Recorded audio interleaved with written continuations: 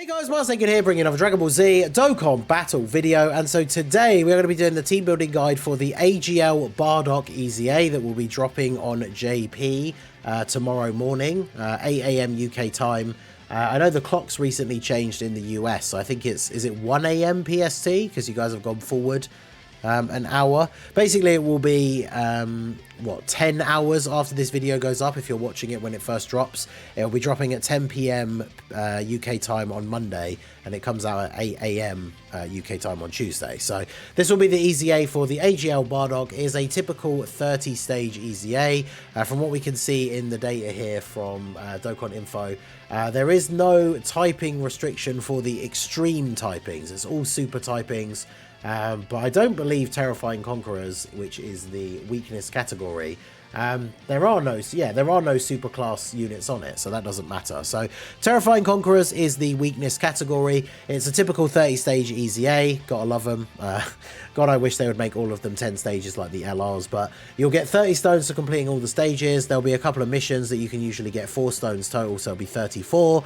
You'll get all the medals to awaken Bardock, as well as a bunch of AGL Grand Kais. I think you get, is it 11 in total from a TUR EZA? So you have enough to get him up to SA 15 and have a few left over, as well as some AGL Hidden Potential Orbs as well. So, as always with my team building guides, we will go through my top picks and honourable mentions for building the best team to beat this EZA.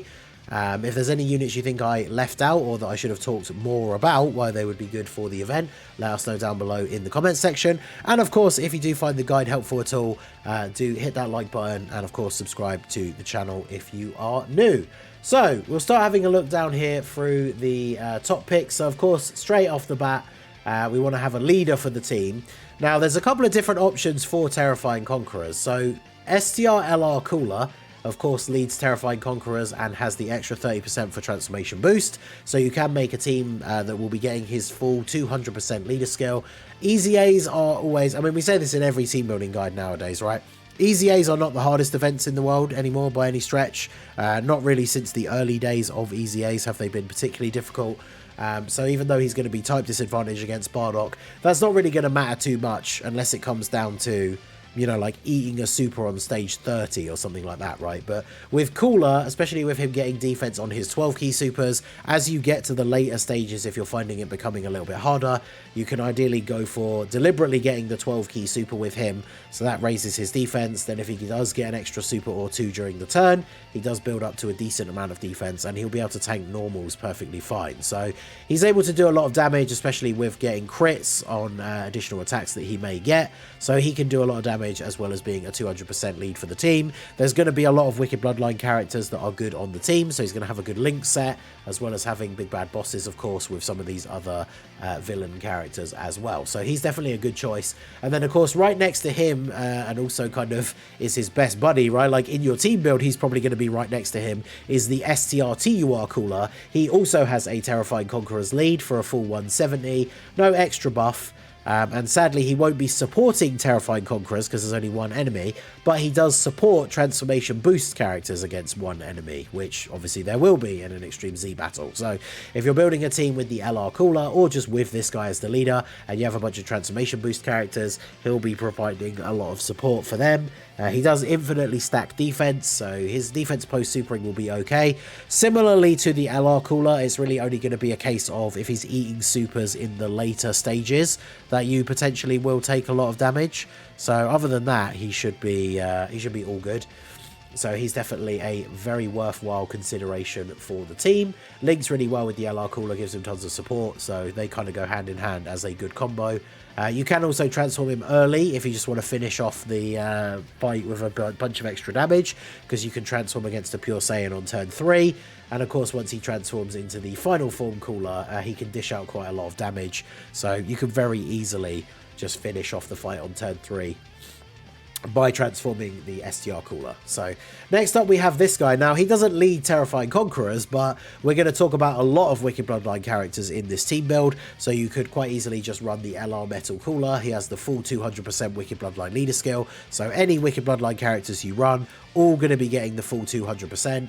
This guy has a revival, so if you are struggling a little bit in the later stages, running double metal cooler leads can give you that opportunity to get one of them to get taken out if you're on low health, and then get the revival.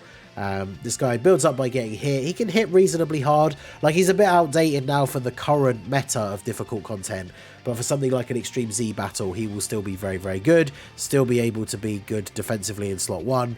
So he is a solid unit to bring on the team if you're running full Terrifying Conquerors, or sorry, full Wicked Bloodline.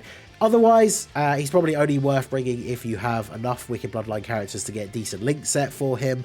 If you're running a team mixed with a lot of other Terrifying Conquerors, he might not be as good, but he does have links like Big Bad Bosses, obviously Fierce Battle, Nightmare, so he fits well enough on the team, and that revival can definitely come in clutch if you are struggling a little bit, right? So he can be a good option, leader or not.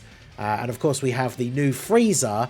Now, the new Freezer doesn't have Terrifying Conquerors as one as his actual 170 leads, but it is one of his plus 30%, and he leads Planetary Destruction or Space Traveling Warriors. So a lot of the units that we talk about on this team build, on this team building guide, will fit under his leader skill. So you could run him. Obviously they do this a lot, right, where the EZA comes out and the newest unit that has just released will be really good as a leader in that event. And it's no surprise to see them doing that again. So this Freezer obviously could be very, very good against this event. He's able to dish out tons of damage. I love this unit. I think he's underrated. You know, he's not a good defensive unit, but this guy is very, very good. Can dish out tons of damage.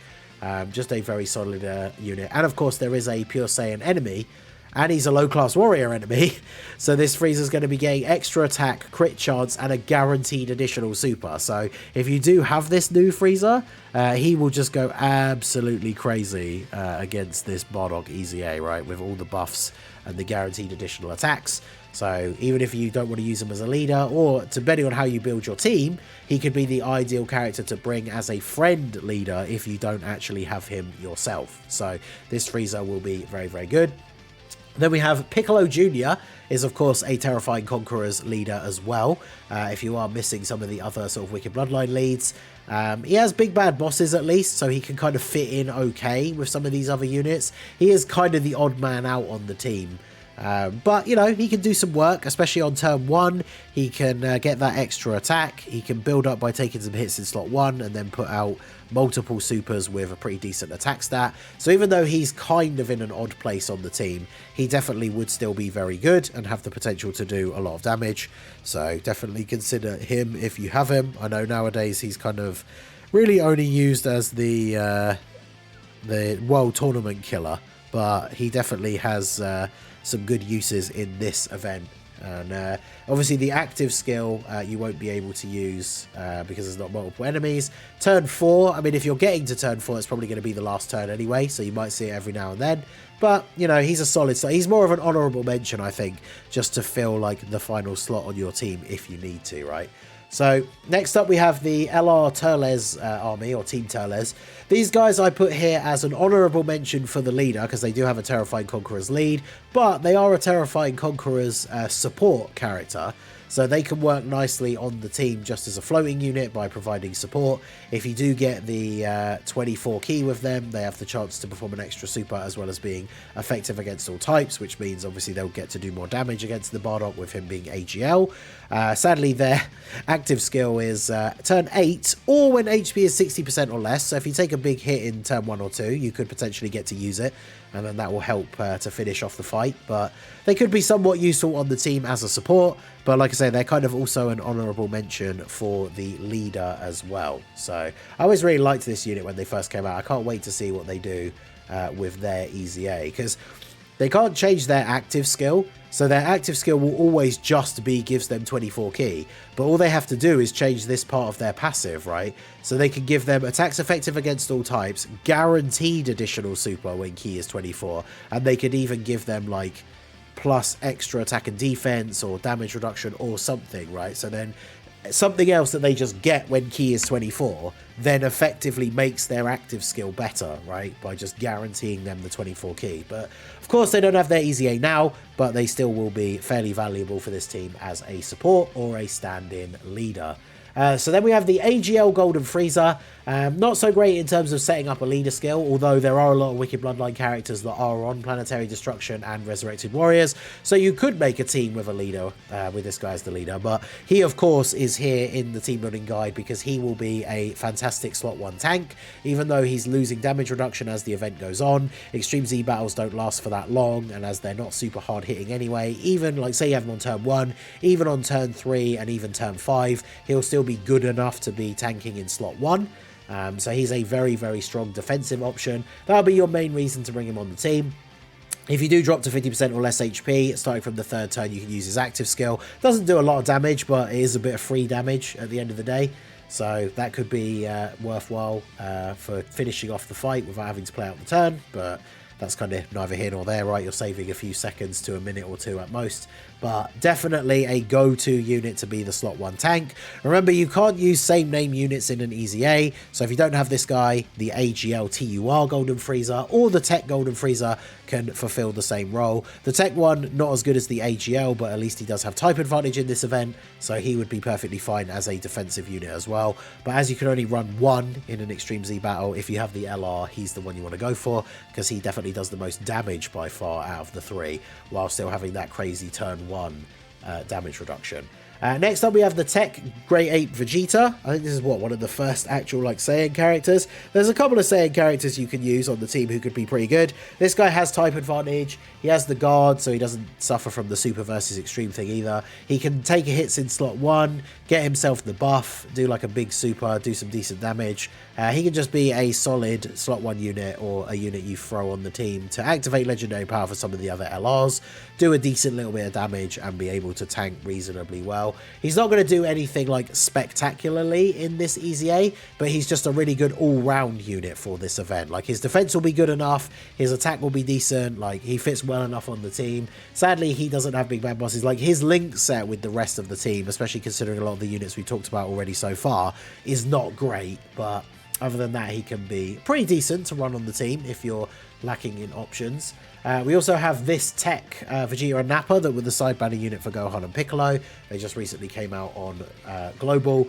They are a unit that if you are running them in slot 3, they do have extra damage reduction if you have a Terrifying Conqueror ally on the same turn, which obviously you will for this particular team build. They have Guard, which again, they're already type advantage, but that does help a little bit extra. They're a unit that, whilst they don't provide support to the team, they can just be a nice little extra unit in slot 3. And of course, they link decently well with the Tech Vegeta or the AGL Vegeta and Nappa because they have a different name.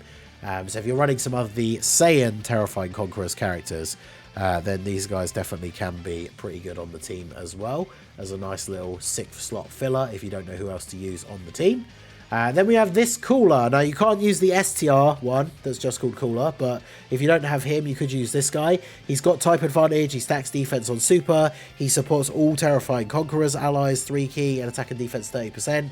So we talked about how the STR TUR Cooler, the Dokkan Fest, he'll only be supporting transformation boost against 1 enemy. So if you don't have a lot of units on your team that are going to be transformation boost characters, then this guy could actually be the better option just because he's providing support to the other characters on the team that the STR Cooler wouldn't be. The major difference, of course, is this guy does not have big bad bosses, which would, of course, make the STR Cooler better for getting that link active with some of the other big hitters on the team. But he's worthwhile for an honourable mention, I thought, just for the support, the fact that he has type advantage, so he could be pretty decent. He is a free-to-play option as well, right? So that is definitely helpful for some people. We also have this Freezer. Now, you can't use the new Freezer and this guy, but I know, like, a lot of people on JP, you might not have summoned for the new Freezer. Maybe you threw a few summons his way and didn't actually get him. So, obviously, you can't run the same name characters, so you could just run this guy instead. So this guy can still be very decent in these kind of events, not super hard, got type advantage, heals a little bit, transforms out. I mean, because the thing's not going to last very long, you're probably going to see 2nd form Freezer, 3rd form at most if you're lucky. But there's a little bit of healing there, bit of damage reduction, like, you know, he could do pretty decently.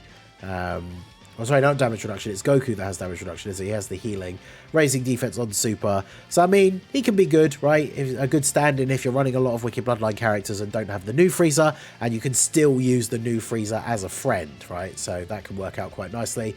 Then we have the Dodoria, who's the side banner unit for the new Frieza. Of course, if you didn't summon for the new Frieza, you're not going to have this guy either. Maybe you did summon for Frieza and you got this guy instead. He can be very good on the team. He's supporting Inhuman Deeds allies, which a lot of these characters are in. If you have a Frieza on the team, then he's guarding. Well, he's guarding if he's in the same turn. He has an additional attack that has a great chance to become a super if Frieza is on the team. So this guy can actually be quite good. He's done decently well in the couple of runs that I've done using the Frieza team. So he can definitely be a worthwhile support in this event. We also have this golden Frieza. I forgot to mention him earlier on when I talked about the ones that were available. Now, the LR is probably still better than this guy because this guy does require super bosses allies in order to really get his full potential, but he can actually be really good, so he's kind of a sleeper honorable mention. I probably would still run the AGL LR one over him though if you have the option between the two.